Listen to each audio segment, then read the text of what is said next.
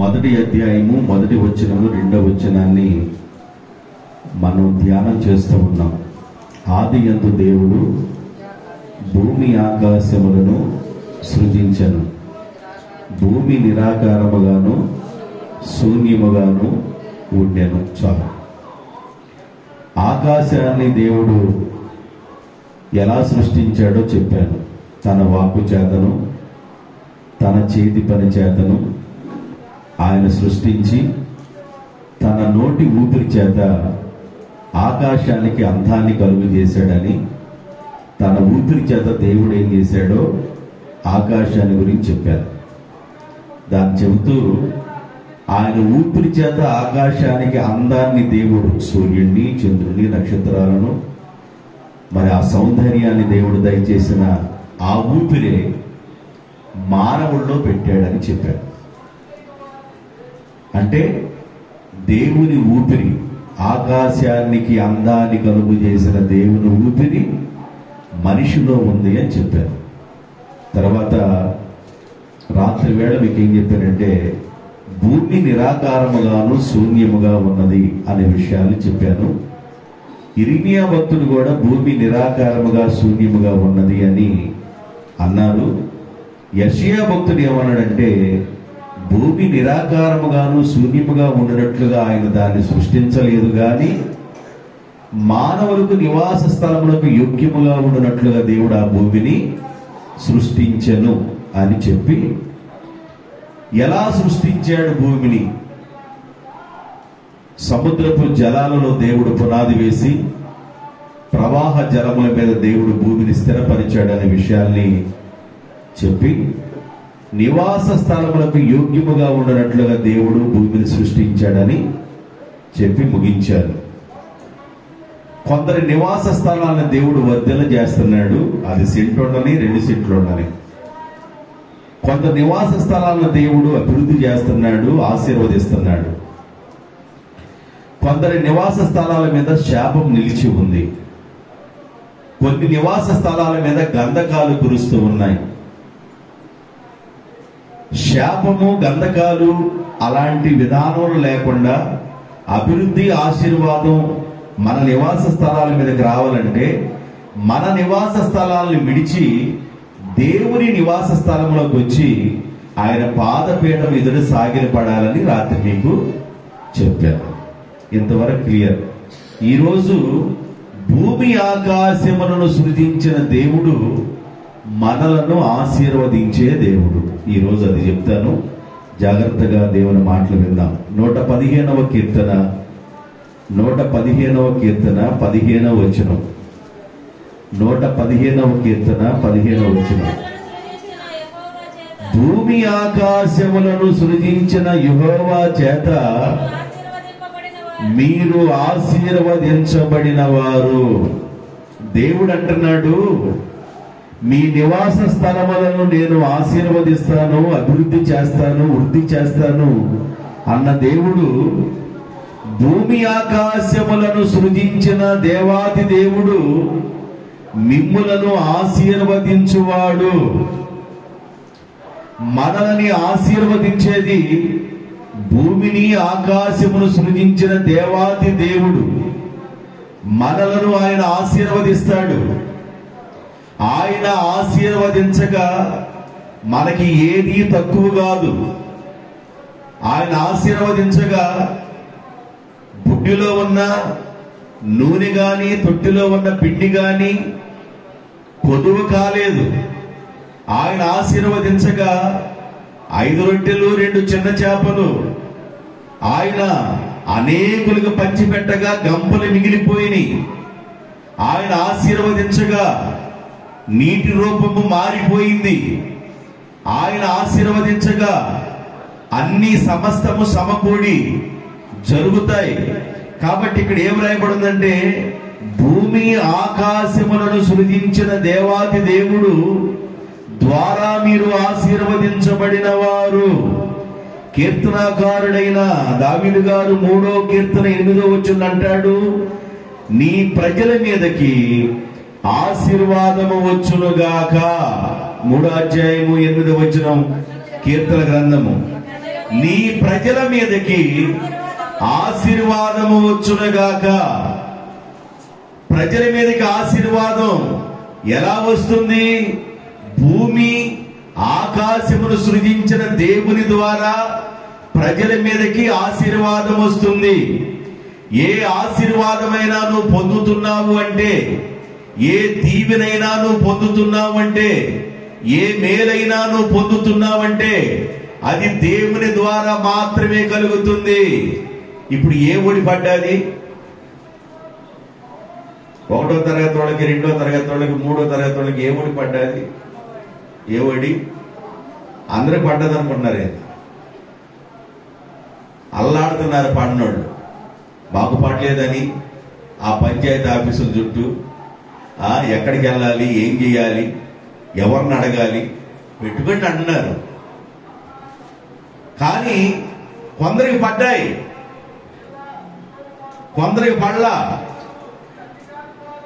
పడతాయో పడవో, అందరికి పడాలని ప్రభుత్వం యొక్క దృక్పథం. పాస్టర్లకి 4 నెలల క్రితం 30,000 వేసాడు. అందరు పాస్టర్లకి పడలేదు. అందరు పాస్టర్లకి ఆ 30,000 రాలేదు. కొంతమంది పాస్టర్లకు మాత్రమే ఆ డబ్బులు పడ్డాయి. అంటే నేను ఎగ్జాంపుల్ ఎందుకు చెబుతున్నానంటే, ఏ దీవెన నీకు వచ్చినా, ఏ ఆశీర్వాదం నీకు వచ్చినా, ఏ మేలు నీకు జరుగుతున్నా నువ్వేమనుకోవాలంటే, భూమిని ఆకాశమును సృష్టించిన సృష్టికర్త ద్వారా మాత్రమే మీరు ఆశీర్వాదం పొందుదురు.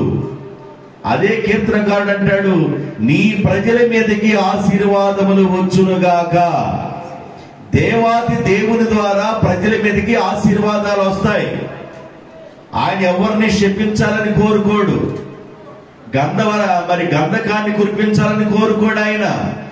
అగ్నిని కురిపించాలని కోరుకోడు ఆయన. పేతురు కోరుకున్నాడు ఒకసారి, ప్రభువా నీ మాట వింటలేదు నాయన ప్రజలు, మరి నువ్వు సెలవిస్తే నేను అగ్ని కురిపిస్తానయ్యంటేను. కాస్త నోరు మూసుకో పేతురు, మనం అగ్ని వేయడానికి రాలేదు, ప్రజలకు సువార్త చెప్పడానికి వచ్చాము, కాస్త నోరు మూసుకో, తొందర తగ్గించుకోనని పేతురుతో ప్రభు చెప్పాడు. దేవుని బిడ్డలారా, దేవుని యొక్క ఆశీర్వాదం మన మీదకి రావాలని దేవుడు ఇష్టపడుతున్నాడు. భూమిని ఎలా కలుగు చేశాడో చెప్పాను. అంటే సముద్రపు యొక్క గదులలో దోలాలను ఏర్పాటు చేసి, సముద్రములో పిల్లర్స్ నిలబెట్టి, ప్రవాహ జలముల మీద భూమిని స్థిరపరిచాడు. ఎంత అద్భుతమైన దేవుడో, ఎంత శక్తి కలిగిన దేవుడో, ఎంత బలమైన దేవుడో. ఎంత బలమైన దేవుని చేత ప్రతి మనిషి ఆశీర్వాదం పొందాలని దేవుని యొక్క ఉద్దేశం. ప్రతి మనిషి మీదకి దేవుని యొక్క దీవెన రావాలని దేవుని యొక్క ఉద్దేశం. అందరూ దీవించబడాలని దేవుని యొక్క ఉద్దేశం. ఏదైనా దీవెన నీకు వచ్చిందంటే ఆ దీవెన భూమిని ఆకాశమును కలుగు చేసిన దేవుని ద్వారా మాత్రమే నీకు ఆ దీవెన కలుగుతుంది. ఆదికాండము 14వ అధ్యాయము 19వ వచనం. ఆదికాండం 14వ అధ్యాయము 19వ వచనం.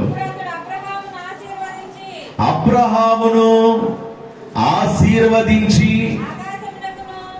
ఆకాశమునకు భూమికిని సృష్టికర్త అయిన దేవుడు, మహోన్నతుడైన దేవుని వలన అబ్రహాము ఆశీర్వదించబడునుగాక.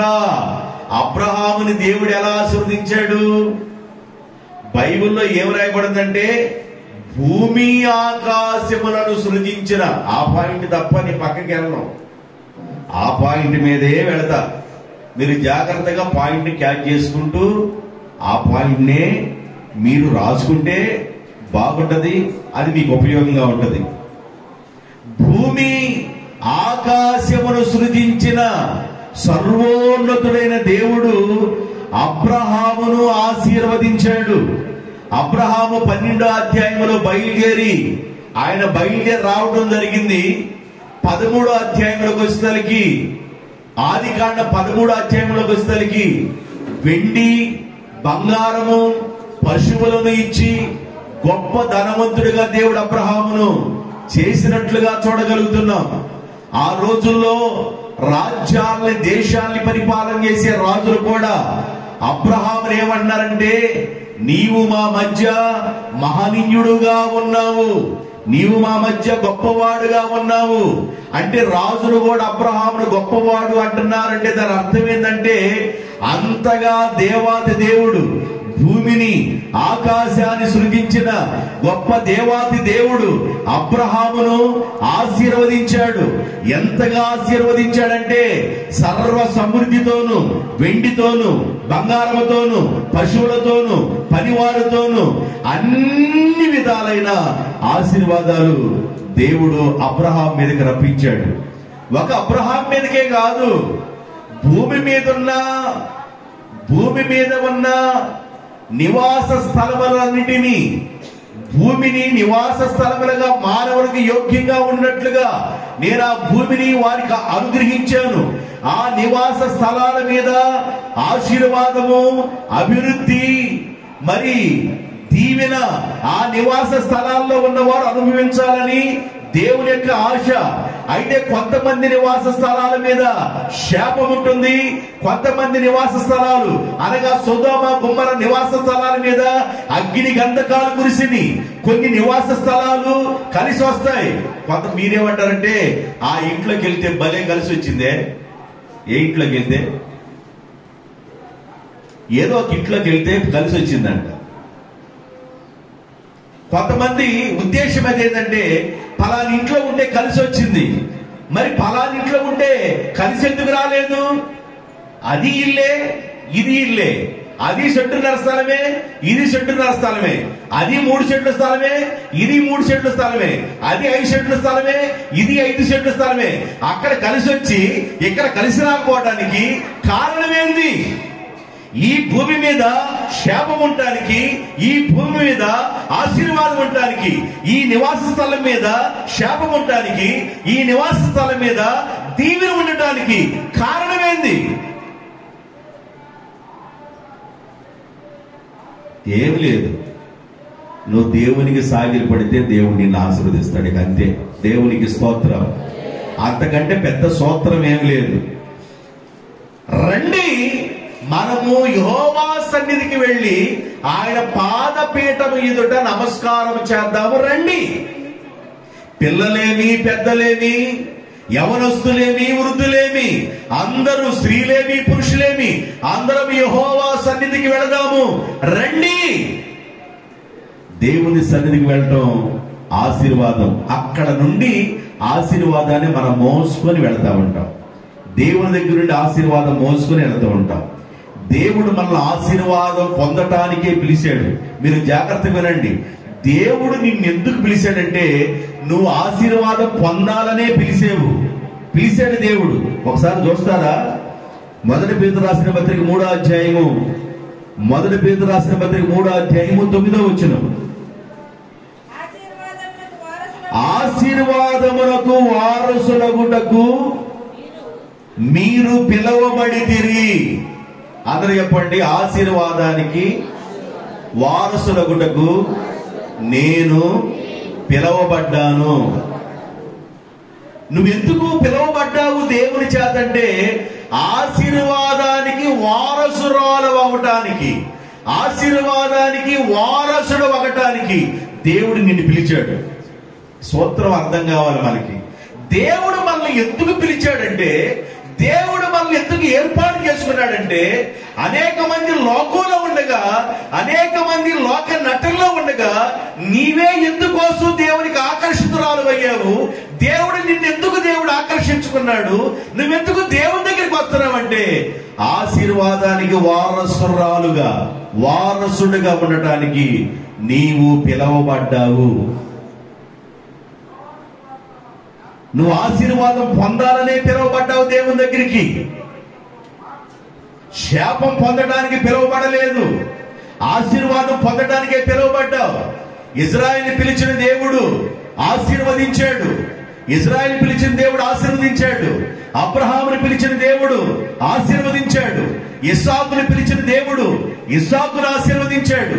అయితే అబ్రహాము సంతానాన్ని, ఇస్సాకు సంతానాన్ని, యాకోబు యొక్క సంతానాన్ని ఎలాగైనా శపించి నాశనం చేయాలని ఆ రోజున బాలాకు కోరుకుంటే బిలాము ప్రవక్తను పంపించి శాపవచనాలు పలుకయ్యా, నువ్వు ఇలా పలికితే ఆ ప్రజల మీదకి శాపం వచ్చింది, వాళ్ళు అలాగా అనారోగ్య పాలైపోతారు, వారు ఎండిపోతారు, వారు లేకుండా పోతారు, నువ్వు శపించని బాలాకు రాజు బిలాము ప్రవక్తను పంపిస్తే దేవాది దేవుడు అంటాడు, వారు ఆశీర్వదించబడిన వారు. దేవునికి స్తోత్రం. ఇశ్రాయేలు ప్రజలను శపించడానికి వెళ్తున్నామేమో, వారు ఆశీర్వదించబడిన వారు, వారు పిలువబడిన వారు. నువ్వు శపించకూడదు, వారిని నీవు ఆశీర్వదించాలి అన్నాడు దేవుడు. ప్రవక్తతో దేవుడు అన్నాడు, ప్రజలను నువ్వు ఆశీర్వదించాలి, నలువైపున ఉన్న ప్రజలను ఆశీర్వదించాలి. తూర్పు, పడమర, ఉత్తర, దక్షిణ దిక్కుల్లో ఉన్న ప్రజలను నువ్వు ఆశీర్వదించాలి. నువ్వు ఆశీర్వదిస్తే ఆ ఆశీర్వాదపు సమాధానం నీ మీద కూడా వస్తుంది. ఓ సేవకుడా, ఓ ప్రవక్తగా పిలువబడుతున్న బిలాము, నువ్వు ఆశీర్వదించాలి, నువ్వు శపించకూడదని దేవుడు మాట్లాడాడు. కాబట్టి మనం దేనికి వారసులు అవ్వడానికి పిలువబడ్డాము? ఆశీర్వాదానికి వారసులుగా ఉండటానికి మనము పిలువబడ్డాము. అంటే మన పిలిచిన దేవుడు ఎవరు? మన పిలిచిన దేవుడు ఎవరు? చెప్పండి, నోరు చెప్పండి. మన పిలిచిన దేవుడు ఎవరు? భూమిని ఆకాశమును సృజించిన దేవుడు మనల్ని పిలిచాడు. ఇప్పుడు ఆకాశమును సృజించిన దేవుడు ఆకాశానికి అందం తన ఊపిరి ద్వారా ఇచ్చాడు. ఆ ఊపిరినే దేవుడు మనిషిలో కూడా పెట్టాడు. నేను ఈ దేవుడు ఈ భూమిని నిలబెట్టి స్థిరపరిచిన విధానాన్ని ఒక్కసారి ధ్యానం చేస్తే అసలు ఆ మైండ్ లోకి వెళ్ళిపోతే, ఆ ప్రవాహ జలముల మీద భూమిని దేవుడు స్థిరపరిచి సముద్రపు గదులలో దూలాలను ఏర్పాటు చేసి సముద్రంలో దేవుడు పిల్లర్స్ వేసి పునాదులు వేసి ఈ భూమిని ఆశ్చర్యంగా దేవుడు ఎంత స్థిరపరిచాడో. ఆయన అంటాడు, నేను ఈ భూమిని వేలాడదీశాను అంటాడు. వేలాడదీశాడంటే దేవుడు దాన్ని స్థిరపరిచి ఆయన వేలాడదీశాడు, దాన్ని కరెక్ట్గా పట్టుకున్నాడు. ఆ భూమిని ప్రజలకు నివాస యోగ్యముగా ఉండునట్లుగా ప్రజల కొరకు భూమిని చేశాడు. ఈ భూమిని, ఈ ఆకాశమును సృజించిన దేవాది దేవుడు మనము ఆశీర్వాదం పొందటానికే దేవుడు మనల్ని పిలుచుకున్నాడు. దేవునికి స్తోత్రం. ఎఫెసీయులకు రాసిన పత్రిక 1వ అధ్యాయము 3వ వచనం. ఎఫెసీయులకు రాసిన పత్రిక 1వ అధ్యాయం 3వ వచనం. మన ప్రభువైన యేసుక్రీస్తు యొక్క తండ్రి అయిన దేవుడు స్తుతింపబడునుగాక. ఆయన క్రీస్తునందు పరలోకములో ఉన్న విషయములలో ఆత్మ సంబంధమైన ప్రతి ఆశీర్వాదమును మీకు అనుగ్రహించునుగాక. ఏందంట?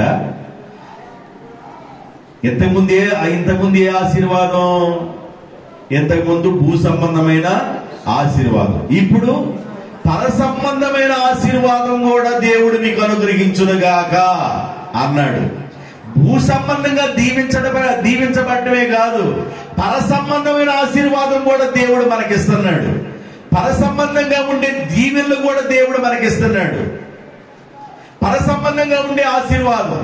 ఇజ్రాయెల్ ప్రజలు 40 సంవత్సరాలు పర సంబంధంగా ఉన్న ఆశీర్వాదమే అనుభవించారు. ఆకాశం నుండి వారు మన్నాని పంపించి దేవదూతలు తినే ఆహారమును ఇజ్రాయెల్ ప్రజలు తినిపించారు. పర సంబంధమైన ఆశీర్వాదాన్ని వారు అనుభవించారు.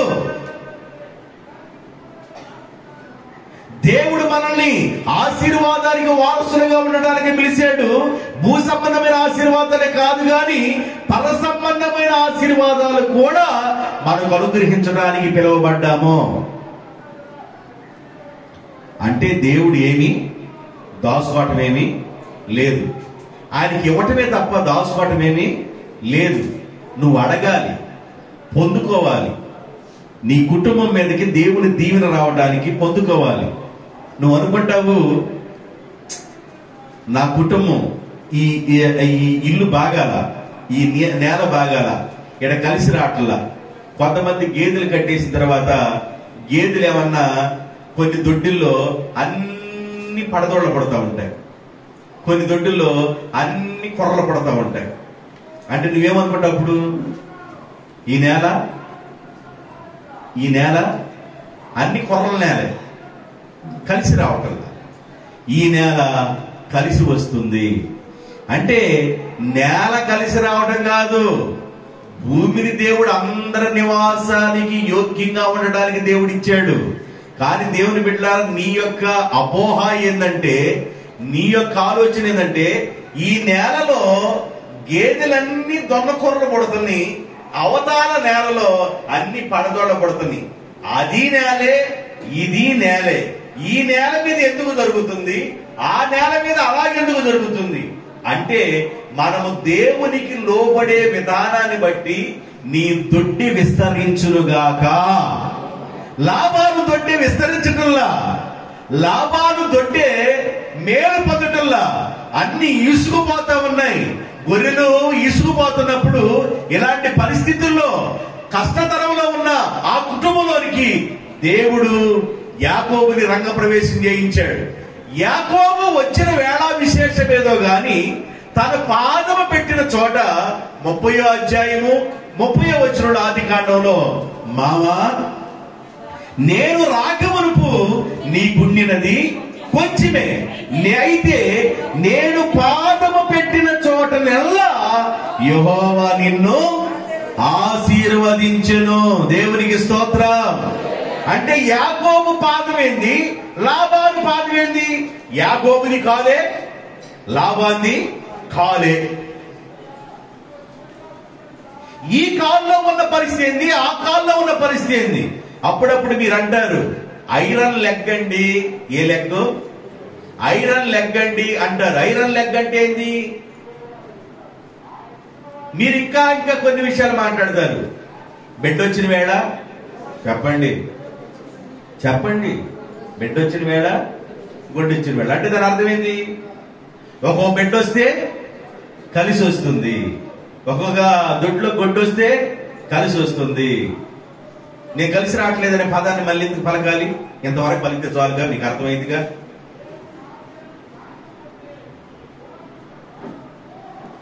యాకోబుది కాలే, లాబాన్ది కాలే.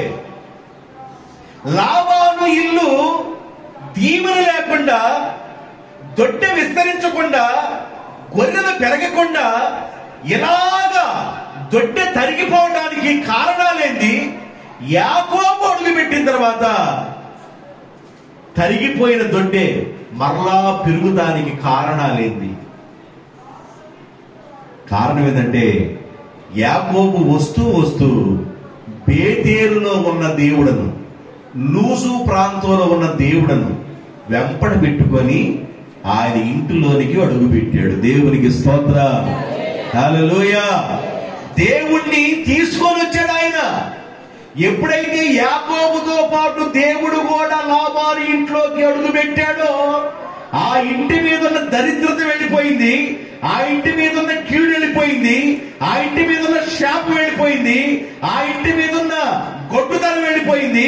సమృద్ధిని దేవుడు ఇవ్వటం ప్రారంభించాడు.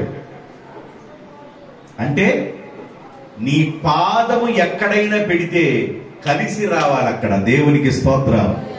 ఏం రావాలి? కలిసి రావాలి, కలిసి రావాలి, కలిసి రావాలి. మరలా చెబుతున్నా, కలిసి రావాలి. ఎందుకు పదే మాట చెబుతానంటే, మీరు ఆశీర్వాదానికి వారసులుగా ఉండటానికే పిలవబడ్డారు. దేవునికి స్తోత్రం. పరసంబంధమైన శ్రేష్టమైన ప్రతి ఆశీర్వాదాన్ని కూడా దేవుడు మీకు అనుగ్రహించునుగాక. అంటే భూ సంబంధమైన ఆశీర్వాదం పొందడానికి పిలువబడ్డావు, పర సంబంధమైన ఆశీర్వాదం పొందడానికి కూడా పిలువబడ్డావు. ఈ ఆశీర్వాదం నువ్వు పొందాలి.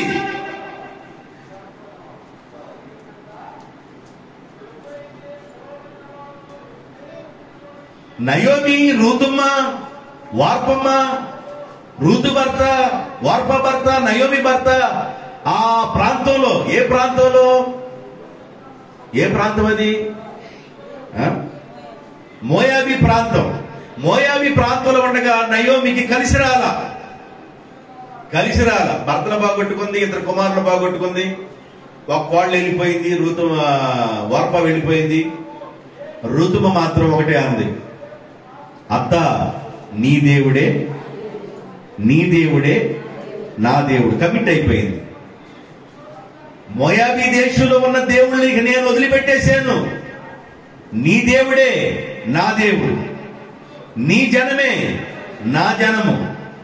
నువ్వెక్కడుంటే నేను అక్కడుంటా, నేను నీతోనే వస్తానని ఎప్పుడైతే ప్రయాణమై నయోమి దేవుణ్ణి తీసుకొని యోదయా బెత్లెహేములో కడుగు పెట్టిందో, ఏ దేవుడు తీసుకొని? నయోమి ఆరాధించే దేవుడు. ఏ దేవుడినా? భూమిని ఆకాశమును సృజించిన దేవుడు. నయోమి దేవుడు ఎవరయ్యా అంటే భూమిని ఆకాశమును సృజించిన దేవుడు. ఆ దేవుణ్ణి ఎరిగి కలిగి వెంబడి పెట్టుకొని ఆమె యోదయా బెత్లెహేములకు వస్తే ఆమెను బట్టి చరిత్ర మారిపోయింది. దేవుడు ఆశీర్వదించడం ప్రారంభించాడు, దీవించడం ప్రారంభించాడు. 2వ అధ్యాయం 20వ వచనం. 2వ అధ్యాయం ఋతు గ్రంథం 2వ అధ్యాయం 20వ వచనం. నయోమి బ్రతికి ఉన్న వారికిని సచ్చిన వారికిని ఉపకారము చేయుట మానని ఇతడు యెహోవా వలన ఆశీర్వదించబడునుగాక అని తన కోడలతో అనెను. దేవుడు ఆశీర్వదిస్తాడు అని తన కోడలతో అనెను. 3వ అధ్యాయం 10వ వచనం ఋతు గ్రంథం. అతడు నా కుమారి యెహోవా చేత నీవు దీవెన నొందిన దానవు. కొద్దివారే గాని గొప్పవారే గాని యవనస్తులను నీవు వెంబడింపగా, కొద్దివారినే గాని గొప్పవారే గాని యవనస్తులను నీవు వెంబడింపగా ఉండుట వలన నీ మునుపటి సత్ప్రవర్తన కంటే వెనుకటి సత్ప్రవర్తన మరి ఎక్కువైనది. అంటే ఋతుముకు భర్త చనిపోయాడు. ఋతుముకు భర్త చనిపోయిన తర్వాత ఋతుముకి వెళ్ళి చాలా మంది చూస్తున్నారు. పాపం ఖాళీగా ఉంది అని చాలా మంది చూస్తున్నారు. చూస్తుంటే కొద్ది వారికి వెళ్ళే గాని కన్నెత్తి చూడటం, గొప్ప వాళ్ళకి వెళ్ళే గాని కన్నెత్తి చూడటం. కన్నెత్తి చూస్తేనే ఎవడైనా సైకిల్ చేసేది. కన్నెత్తి చూడకపోతే ఎవడు సైకిల్ చేస్తాడు? ఏమంటే వాడు నాకు సైకిల్ చేస్తున్నాడు అంటే నువ్వు చూస్తేనే సైకిల్ చేస్తుంది. నువ్వు చూడకపోతే ఆడికి సైకిల్ చేస్తాడు. బోయజ్ అన్నాడు, నా కుమారి యెహోవా వలన, అంటే భూమి ఆకాశమును సృజించిన దేవుని వలన నీవు దీవెన పొందిన దానవు. భర్తను కోల్పోయిన తర్వాత కొద్దివారినే గాని గొప్పవారినే గాని నీవు కన్నెత్తి చూచిన వ్యక్తివి కావు. నీ మునుపటి సత్ప్రవర్తన కంటే ఇప్పుడు చూస్తుంటే మరీ ముచ్చటగా ఉన్నావు నా కుమారి అంటున్నాడు బోయజ్. అంటే దేవుని దీవెన ఎలా వస్తుంది? దేవుని ఆశీర్వాదం ఎలా వస్తుంది? ఎట్లాగ పడితే అట్లాగుంటే దేవుని ఆశీర్వాదం రాదు. మన ఇష్టానుసారంగా ఉంటే దేవుని దీవెనలు రావు. మన ఇష్టానుసారమైన పద్ధతుల్లోనూ మన ఇష్టానుసారంగా ఉండి నన్ను ఆశీర్వదించయ్యా, పాస్టర్ గారు చెప్పారయ్యా ఆశీర్వాదానికి వారసురాలు అవ్వడానికి పిలువబడ్డావని, పర సంబంధమైన ఆశీర్వాదం కూడా ఇస్తానని చెప్పావు కాబట్టి నన్ను దించు, ఆశీర్వదించు అంటే దించడానికి క్యారెక్టర్ ఎలా ఉండాలంటే దేవునికి సరిపోయే విధానముగా ఉండాలి. దేవునికి స్తోత్ర. మన క్యారెక్టర్ చాలా ఇంపార్టెంట్ అన్నమాట. మన ప్రవర్తన చాలా ప్రాముఖ్యం. ఒక మనిషి నిన్ను చూడని, ఒక మనిషి నిన్ను చూడకపోని, ప్రజలు నిన్ను చూడని, ప్రజలు నిన్ను చూడకపోని, నీ దగ్గర ఎవరైనా ఉండని, నీ దగ్గర ఎవరైనా లేకపోని, ఉన్నా లేకపోయినా దేవుడు నాతో ఉన్నాడనే భయము ఎవరితో ఉండి వాళ్ళు సత్ప్రవర్తన కాపాడుకుంటారో వారిని దేవుడు ఖచ్చితంగా దీవిస్తాడు. ఋతు గ్రంథం 2:4 ఇంకొక మాట ఉంది. ఋతు గ్రంథం 2:4 బోయాజు బెత్లెహేము నుండి వచ్చి కోత కోసే వాళ్ళతో, పొలములో కోత కోసే వాళ్ళతో అన్నాడు, యెహోవా మీకు తోడయ్యుండునుగాక అని చేను కోయి వారితో చెప్పగా వారు కోత కోసే వాళ్ళు అన్నారు, యెహోవా నిన్ను ఆశీర్వదించునుగాక. భూమి ఆకాశమును సృజించిన యెహోవా నిన్ను కూడా ఆశీర్వదించునుగాక. బెత్లెహేములో నుండి వచ్చి పొలం దగ్గరికి వచ్చాడంట, కోత కోసేవాడి దగ్గరికి. కోత కోసేవాడిని ఏమన్నాడు ఈయన? దేవుడు మీకు తోడయ్యుండునుగాక అంటే వాళ్ళన్నారు, దేవుడు మిమ్మల్ని ఆశీర్వదించును గాక. జాగ్రత్తగా వినండి, నేను ఈ మెసేజ్ ఇప్పుడే చెబుతా, ఇక మరలా పొద్దాక ఎత్తంగా ఇంకో మెసేజ్ చెబుతా. ఇప్పుడు చెప్పిన మెసేజ్ మళ్ళీ కోడికి వెళ్ళినట్టుగా గెలపం. అందుకని జాగ్రత్తగా వినాలి. భూమి ఆకాశమును సృజించిన యెహోవా మిమ్ములను ఆశీర్వదించును గాక. ఆదికాండం 32 26, 27, 28, 29.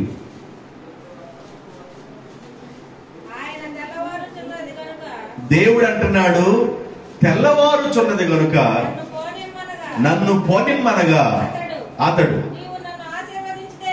యాకోబు అన్నాడు, నీవు నన్ను ఆశీర్వదించితేనే గాని నేను నిన్ను పోనీయను అనెను. ఆయన దేవాతి దేవుడు యాకోబుని నీ పేరేమని అడగగా అతడు నా పేరు యాకోబు అని చెప్పాను. అప్పుడు దేవుడు, నీవు దేవునితోను మనుషులతోను పోరాడి గెలిచితివి. ఎవరితో పోరాడాలంట మనం? దేవునితోను మనుషులతోనూ పోరాడి గెలిచితివి. నీ పేరు ఇశ్రాయేలే గాని యాకోబు అని అనబడదు. అప్పుడు యాకోబు అందుకైన నువ్వెందు నిమిత్తం నా పేరు అడిగితమని దేవుడు అడగగా అతనిని ఆశీర్వదించను. చాలు వినండి. యాకోబు ఎవరితో పోరాడాడంట? దేవునితో. దేవుడితో ఎట్లా పోరాడతాం?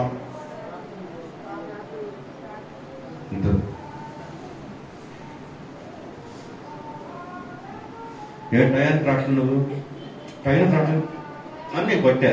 ఇప్పుడు నేనేం చేశాను? నేను మనిషితో పోరాడ.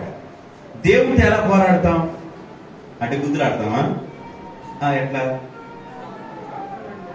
నువ్వు మోకాళ్ళు వేసి ముక్కులంపటి సీవిడి పడ్డా, కళ్ళంపటి నీళ్లు గారుతున్నా, నువ్వు పదే పదే పదే పదే బతిలాడుతూ నేర్చుకో. నిన్ను బట్టి నీ బిడ్డలు దీవించబడతారు. దేవునికి స్తోత్రం. ఏదో కష్టం వచ్చినప్పుడు ముక్కులంపటి శివుడు వస్తుంది తప్ప, కష్టం వచ్చినప్పుడు ఏడుపు వస్తుంది తప్ప, నువ్వు మిగతా సమయంలో దేవునితో పోరాటం చేయటలా. మనుషులతో పోరాటం అంటే వాళ్ళ అన్న ఉన్నాడు, వాళ్ళ అన్నతో కావలసిన దీవుని పొందాడు తప్ప ఇక అంతకంటే ఏమి అల్లా కూర్చున్నాను. దేవునితో పోరాడటం. నేను మరలా చెబుతున్నాను, నీ ఇల్లు నిజంగా నువ్వు దీవించబడాలనుకున్నట్లయితే, నీ స్థితి కొంచెమే ఉన్నా, నువ్వు ఇబ్బంది పడుతున్నా, వారంలో 2 సార్లు జాడీలో పచ్చడి నువ్వు తింటున్నా, నువ్వు ఇబ్బందిని అనుభవిస్తున్నట్లుగా ఉన్నా, నువ్వు ప్రభు పాదాలు పట్టుకొని పోరాడటంగా నేర్చుకుంటే, నీ స్థితి మొదట కొద్దిగా ఉన్నా తొదకది మహాభివృద్ధి చేస్తాడు దేవుడు. దేవునికి స్తోత్రం. ఎందుకు ఈ మాట చెబుతున్నానంటే, అందుకే నువ్వు పిలువబడ్డావు. నువ్వు ఆశీర్వాదం పొందటానికే పిలువబడ్డావు. భూ సంబంధమైన ఆశీర్వాదం, పర సంబంధమైన ఆశీర్వాదం పొందటానికే నువ్వు పిలువబడ్డావు. అది నీ లైఫ్ లో నువ్వు పొందాలి. ఈ భూమి మీద బతికొండగానే నీ లైఫ్ లో నువ్వు అనుభవించాలి. నువ్వు అనుభవించిన ఈ లైఫ్, నువ్వు అనుభవించిన దీవెన నీ పిల్లల మీదకి స్ప్రెడ్ అవుతుంది. నీ పిల్లల మీదకి స్ప్రెడ్ అవుతుంది. నువ్వు పొందిన ఆశీర్వాదం నీ పిల్లల పిల్లల పిల్లలు అనుభవిస్తారు దేవుని బిడ్డ. అందువల్ల ఓపిక ఉన్నప్పుడే ప్రార్థన చేయాలి, ఓపిక ఉన్నప్పుడే మోకరించాలి, ఓపిక ఉన్నప్పుడే ప్రభు దగ్గర కనిపెట్టాలి. ఒకవేళ పిల్లపళ్ళాడే నోట్లు ఒకవేళ మన ఇంట్లో ఉన్నా బాగా లెక్కేసుకోవటం, మళ్ళీ రబ్బర్ బ్యాండ్ వేసుకోవటం, బీరువాలు పెడతాం, 2-3 రోజుల తర్వాత మళ్ళీ లాకర్ తీయటం, మరలా లెక్కేసుకొని ఒక నోటి ఏమైనా తగ్గిందా, ఏమైనా పెరిగిందా అనుకోవటం, మరలా దాంట్లో పెట్టి లాకర్ వేసుకోవటం, మళ్ళీ 1 రోజుల తర్వాత మళ్ళీ దాన్ని తీయటం, ఈలోపు ఏదన్నా వచ్చినాయి అటు కలుపుకోవటం, అటు లెక్కేసుకోవటం.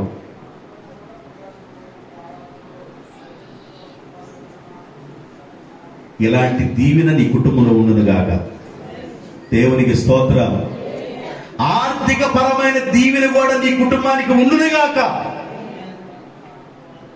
ఆర్థికంగా దీవించబడకపోతే ఇబ్బందేగా. కాబట్టి ఆర్థిక పరమైన దీవెన కూడా దేవుడికి ఇస్తాడు. జాగ్రత్తగా వినండి, చాలా విషయాలు నేను చెప్పాలనుకున్నా. ఆర్థిక పరమైన దీవెన కూడా దేవుడికి ఇస్తాడు. వెండిని ఇస్తాడు, బంగారం ఇస్తాడు, పశువులు ఇస్తాడు, ఆర్థిక పరమైన దీవెనలు ఇస్తాడు, అన్ని దీవెనలు ఇస్తాడు. భూ సంబంధమైన దీవెనలు, పర సంబంధమైన దీవెనలు, ఇవన్నీ దేవుడు నీకు అనుగ్రహించే దిశలో నీవేం చేయాలంటే నీ క్యారెక్టర్ ఉండాలి. నీ క్యారెక్టర్ అలా ఉండాలి. ప్రభు కోసం నమ్మకంగా బ్రతకటం నేర్చుకోండి దేవుని బిడ్డలారా. ప్రభుని వెంబడించడం, నమ్మకంగా వెంబడించడం నేర్చుకోండి. ఏదన్నా రానివ్వండి, ఇరుకు రాని, ఇబ్బంది రాని, కష్టం రాని, ఒకరి ద్వారా నీకు బాధ కలగని, ఏదైనా కలగని, ప్రభు పాదాలు మాత్రం పట్టుకొని నువ్వు పోరాటం మానబాకు. ప్రభు పాద సన్నిధానం కనిపెట్టు. దేవుడు నిన్ను అంచెలంచెలుగా బహుగా దీవించునుగాక. దేవునికి స్తోత్రం. నేను ఇంకా ఒక 10 నిమిషాల వాక్యాన్ని ముగిస్తాను కొన్ని మాటలు చెప్పి. ద్వితీయోపదేశకాండము 7వ అధ్యాయము, ద్వితీయోపదేశకాండము 7వ అధ్యాయము 14వ వచనం. భూమి ఆకాశములను సృజించిన దేవాది దేవుడు సమస్త జనముల కంటే నీవు ఎక్కువగా ఆశీర్వాదము పొందుదువు. నీలో మగవానికే గాని ఆడదానికే గాని గొడ్డుతనము ఉండదు. నీ పశువులలోనైనను గొడ్డుతనము ఉండదు. యెహోవా నీ యొద్ద నుండి సర్వ రోగములను తొలగించి, చాలండి చాలు. సమస్త జనుల కంటే నీవు ఎక్కువగా ఆశీర్వాదము పొందుదువు. మగవానికే గాని ఆడదానికే గాని గొడ్డుతనము లేకుండా ఉండును. అంటే దాని అర్థం ఏంటంటే, భూమి ఆకాశమును సృజించిన దేవుడు మిమ్ములను వెండి రూపంలోనే కాదు, బంగారం రూపంలోనే కాదు, పశువుల రూపంలోనే కాదు, ఆర్థిక పరమైన డబ్బు రూపంలోనే కాదు, సంతాన రూపంలో కూడా మిమ్ములను ఆశీర్వదించునుగాక. ఏం చేస్తాడంట? నీ పశువులలో కూడా. గేదె ఏడు నుండి చూస్తే ఇదిగో ఎలుగుతున్న దాని అంత దూరం ఉండొచ్చాము ఒక్కొక్క గేదె. దానికంటే ఇంకా బాగుందంటే గేదె మామూలు విషయం అంటారా? అంత గేదె, పెద్ద గేదె, చాలా పొడవుంది. అది గాని కట్టి ఒకవేళ గాని జన్మన గాని ఇవ్వగలిగితే మరలా పడదోడకి లక్షణ పలకటమే.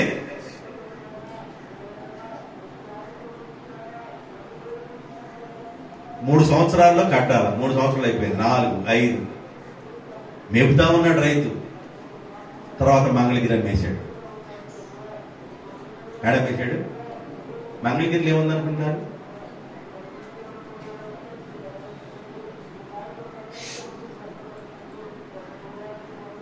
బైబిల్ ఏం చెబుతుందంటే, నీవు మగవానిలోనే గాని ఆడదానిలోనే గాని గొడ్డుతనం అనేది ఉండదు. దేవుడు ఆశీర్వదిస్తాడు. అంటే సంతాన రూపంగా కూడా దేవుడు మిమ్మలను ఆర్థిక రూపంగా దేవుడు మిమ్మలను ఆశీర్వదిస్తాడు. వెండి రూపంలో దేవుడు మిమ్మలను ఆశీర్వదిస్తాడు. బంగారం రూపంలో దేవుడు మిమ్మలను ఆశీర్వదిస్తాడు. పశువుల రూపంలో అంటే మీ దొడ్డె పెరిగే విషయంలోనూ దేవుడు ఆశీర్వదిస్తాడు. ఆర్థిక అన్ని విధాలుగా భూ సంబంధమైన పర సంబంధమైన ఆశీర్వాదాలు పొందటానికి మనము పిలవబడ్డాము. 28వ అధ్యాయం 4 28:4 నీ గర్భఫలమును నీ భూఫలమును నీ పశువుల మందలను నీ దుక్కిటెద్దులను నీ గొర్రె మేక మందలను సర్వోన్నతుడైన దేవుడు భూమి ఆకాశం ఉంచిన దేవుడు దీవించునుగాక. ఫుల్ స్టాప్లు కామాలు ఏముండవు, చెబుతానే వెళ్తా ఉంటారు. అందుకని మీకు ఎంతవరకు కావాలో అంతే చెబుతారు. ఎక్కువ చెప్పిన తర్వాత కూడా మీకు అర్థం కాదు. ఇప్పుడు మీరు ఏం మోసుకొని వెళ్ళిపోవాలంటే భూమి ఆకాశాలు సృజించిన దేవుడు మనలను ఆశీర్వదిస్తాడు. భూ సంబంధంగాను పర సంబంధంగాను. నువ్వు నీ మనసులో ఉన్న నెగిటివ్ థాట్స్ పక్కకు వెళ్ళిపోవాలి. ఈ స్థలములో నేనుంటే కలిసి రావట్లేదు, ఈ స్థలములో ఉంటే కలిసి వస్తుంది, ఈ థాట్స్ పక్కకు వెళ్ళిపోవాలి. నీకు దేవుడు నివాస స్థలాన్ని యోగ్యముగా ఉండటానికి దేవుడు ఇచ్చాడు. నువ్వున్న స్థలములోనే ఆశీర్వాదం రావాలి. లాభాలున్న స్థలంలో ఆశీర్వాదం లేదు. అదే స్థలంలో యాకోబు అడుగు పెట్టిన తర్వాత ఏమొచ్చింది? కలిసి వచ్చింది. అంటే యాకోబు ఎవరిని తీసుకొని వచ్చాడు? దేవుణ్ణి. ఇప్పుడు నువ్వేమని ఆలోచించాలంటే నేను దేవుణ్ణి మోసుకొని నా ఇంటికి వెళ్ళాలి. నేను దేవుణ్ణి మోసుకొని నా ఇంటికి వెళ్ళాలి. నా ఇంటిలో నా పొలములో నా పశువుల మీద నా పక్షుల మీద నా పిల్లల మీద ఆశీర్వాదము ఉండునుగాక అని ప్రార్థన చేసుకోవాలి. కాబట్టి ప్రభు పాదాలు పట్టుకుందాం. దేవుని దీవెన కోసం ప్రార్థన చేద్దాం. దేవా, నీ ఆశీర్వాదంతో నింపయ్యా. నీవు గాని ఇప్పుడు పోరాడడం కానీ నేర్చుకోకపోతే, నీవు గాని పెరుగులాడటం నేర్చుకోకపోతే, నిజంగా నీ ఇంట్లో మోకరించకుండా ఏదో డెకరేషన్ గా ఆదివారం అనగానే బైబిల్ తీసుకుని రావటం, ఒకవేళ అదే బైబిల్ మోసుకుని వెళ్ళిపోవటం, మళ్ళీ బూజు దురుపుకోవటం, ఒకవేళ కిటికీలు పెట్టుకోవటం, మోకాళ్ళ ప్రార్థన లేకుండా ఏమి లేకుండా అలా ఉన్నట్లయితే ఫ్యాన్ తిరుగుతూనే ఉన్నట్టుగా ఉండిద్ది. ఫ్యాను తిరుగుతుంది,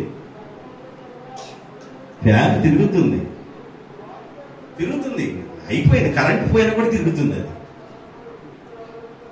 కరెంట్ పోయినా కూడా తిరుగుతుంది. అది ఫ్యాన్ నటిస్తుంది. కరెంట్ ఉన్నప్పుడు ఎలాగుందో నటిస్తుంది.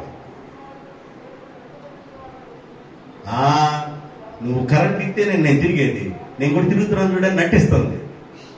నటించి ఏం చేసిందంటే ఒక్కసారి కోలబడింది. అలా ఉండకూడదు. దేవుని బిడ్డలారా, నీ కుటుంబాన్ని నువ్వు కట్టుకోవాలి. నీ ప్రార్థన జీవితం నువ్వే కాపాడుకోవాలి. నీ ప్రార్థన బలిపీఠాన్ని నువ్వు అర్పించాలి. బలిపీఠాన్ని కట్టాలి. నువ్వు గాని అలా గాని తీర్మానం చేసుకోగలిగితే, నేను మరలా చూస్తున్నాను దేవుని సేవకుడిగా, నీ పిల్లలను చూసి నువ్వు సంతోషపడతావు. దేవునికి స్తోత్రం. హల్లెలూయా. ఒకవేళ గాని మోకాళ్ళకు అనుభవాలు లేకుండా నువ్వు బ్రతుకుతున్నట్లయితే అది ఆగిపోయినట్లుగా నీ మీద ఆశీర్వాదాలు ఆగిపోతాయి. మనం పొందలేమండి.